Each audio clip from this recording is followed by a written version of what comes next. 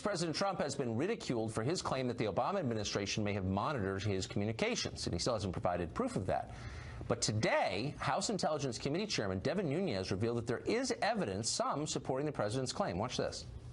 What I've read seems to me to be some level of surveillance activity, perhaps legal, but I don't know that it's right, and I don't know that the American people would be comfortable with what I've read. But let us get all the reports. The president was correct in what he tweeted? It is possible. Well, President Trump reacted this way. Do you feel vindicated by Chairman Nunes coming over here? I somewhat do. I must tell you, I somewhat do. I very much appreciated the fact that they found what they found, but I somewhat do. So this is a genuinely interesting development. We called more than 30 members of Congress from both parties who have mocked the president's claim he was surveilled. None of them agreed to come on. So instead, we're joined by someone brave, Jessica TARLOV. She's a Democratic strategist and senior director at Bustle.com. Jessica, good to see you. Nice to see you, too. That's like best intro ever. So, I mean, look, I was frustrated by the president's tweet. I said it right to him in an interview last week. I thought it was imprecise. I still think that. But I think underlying all of this is a really big issue that we're ignoring, we being the press, because the press hates Trump. And that is that the U.S. government may have, in effect, misused the power of its intelligence agencies for political purposes. We're not sure of that. But it's a little bit weird that one administration would be surveilling a candidate and or his staff during a presidential race on the other side. Doesn't that sort of give you pause? Well, that's not what I understood happened today, actually, or what Congressman Nunes was saying. What I understood he was saying is that there may have been legal surveillance of foreign actors that then incidentally picked up activity within Trump Tower. So I think the real issue is here, why were we surveilling people that people within Trump Tower were speaking to, and the fact that the president's claim is still, as far as we know, completely inaccurate and without foundation. That's what I took away from today. So those are two separate things. But let's go to the first one first. Now, I think there's evidence that these investigations were initiated by the Obama administration because they believed there were untoward ties between the Trump administration and foreign actors, A. B, we know from the chairman's remarks today that those names in the documents, in the readouts of the conversations that were wiretapped, in effect, were not redacted, which contravenes policy. You're not supposed to leave the names open and have them floating around government systems. Absolutely. And yet they did leave the names unmasked, as they say, which seems a major violation.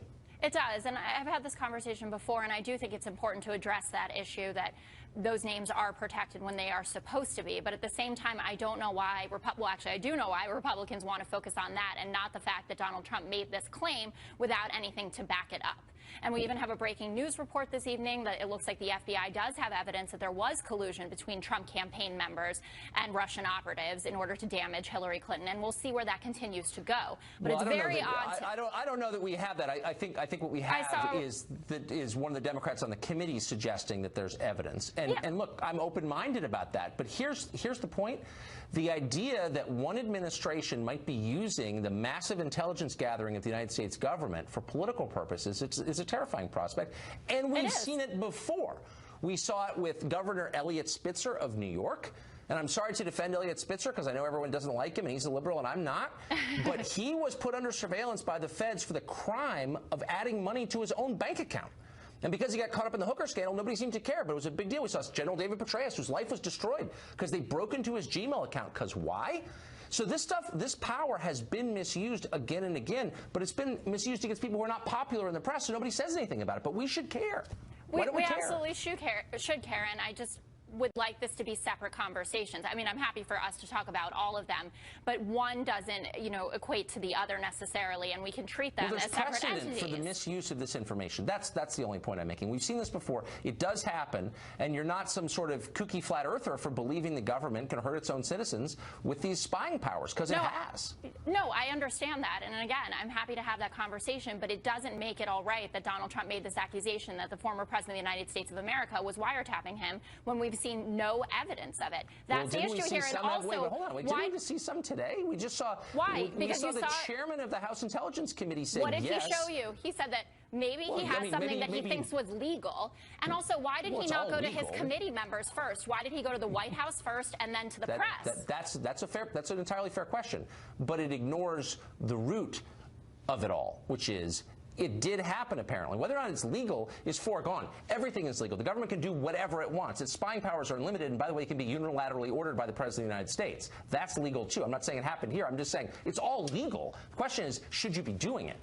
And he basically confirmed that intel agencies controlled by the Obama administration were spying, maybe unintentionally, maybe not, on Trump staffers, like recently. That's what Trump said, in effect. Well, no, not in effect. We've gone through so many iterations of what Donald Trump said. He's put things now in quotation marks. We've heard about microwave spying. We have to go back to the original tweet, which is not at all what happened. And we've heard from Director Comey. We've heard from the head of the NSA. We've heard from Nunes himself, Adam Schiff, Richard Burr. Everyone has said that the original claim that he made is unfounded. Now, if Wait, but doesn't what Nunes said today, I mean, how does that not back it up? He said, look, there were people, maybe it wasn't Trump himself. But that's what Donald Trump said.